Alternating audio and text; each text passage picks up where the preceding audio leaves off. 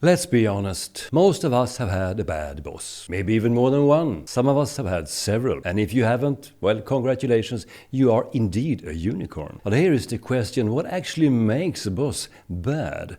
Is it incompetence? Is it arrogance? Being afraid of conflicts, perhaps? Or is it just that they have a totally different way of thinking than you? Well, as always, it depends. I am Thomas Erikson, author of the Surrounded by series. And now let's talk about my book, Surrounded by Bad Bosses, and how to survive, maybe even thrive, under leadership that makes you want to pull your hair out. Now, this book isn't about demonizing managers, absolutely not. They are most often just like you and I. Some bosses are terrible, yes, others are simply mismatched. The truth is, being a boss is actually quite hard, but being stuck with one, also not easy. Can be unbearable. So stick with me, I'll show you the types of bad bosses out there, why they act the way they do, and what you can actually do about it. Here is the big idea. Bosses are human beings. And, surprise, surprise, they come in all the same 4 behavior types we talked about in Surrounded by Idiots, my first book in the series.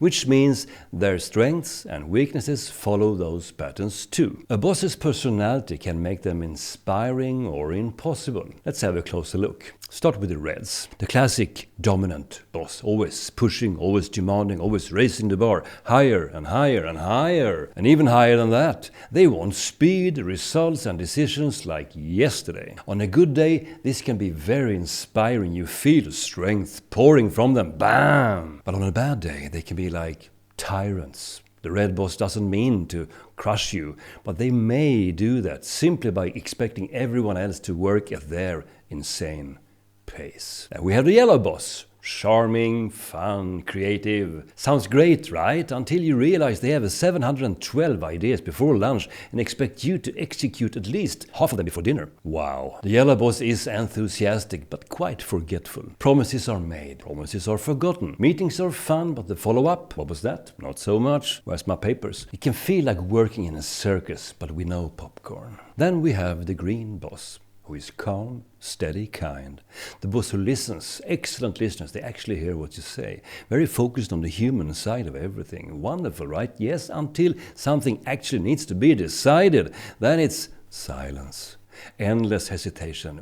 Avoiding conflict at all costs. A Green boss might sit on a decision for weeks, hoping it kind of just goes away by itself. Meanwhile, you're stuck, waiting, frustrated, wondering if your project even matters anymore. And finally, the Blue boss, the detail lover, the perfectionist, the pedantic type, the one who rewrites your report not because it's wrong, but because you used Arial instead of Times New Roman.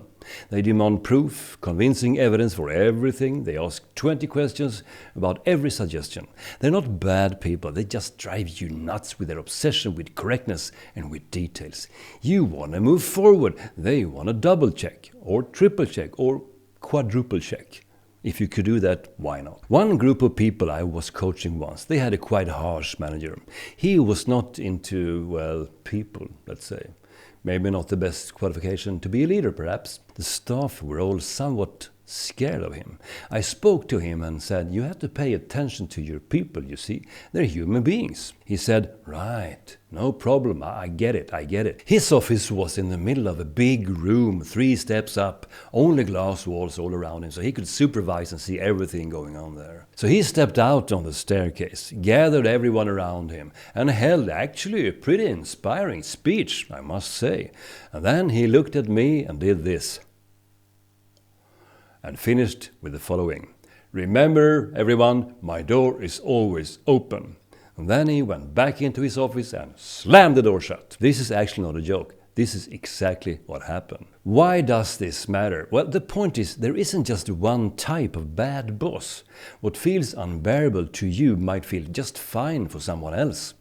A yellow boss and a yellow employee. Perfect match. So much fun. No one will of course take any notes, sure, but hey, life is too short for boring tasks, right? A blue boss and a yellow employee. Whoa, disaster. It's the eternal mismatch that creates severe pain in them both. So, what can you do? Well, here is the uncomfortable truth. You cannot change your boss. You can't march into their office and demand, please stop being you. No, that won't work at all. What you can do is to adapt your communication style. You can speak their language. Give the red boss results, not excuses. Keep up with the yellow boss's enthusiasm, but take notes so something actually gets done. With the green boss, be patient, but help them decide by showing options. And with the blue boss, bring facts, bring details, and for heaven's sake, don't ever say, trust me. They only trust what they can see with their own eyes, and sometimes not even that. So, that's surrounded by bad bosses. It's about recognizing your boss's behavior type, seeing the patterns and adjusting your own strategy so you don't go crazy or quit too soon. That would be a shame. Because here is the thing, when you understand how they tick, even a bad boss can actually be quite manageable. And my friend, remember the following, you cannot change somebody else, but you can change yourself.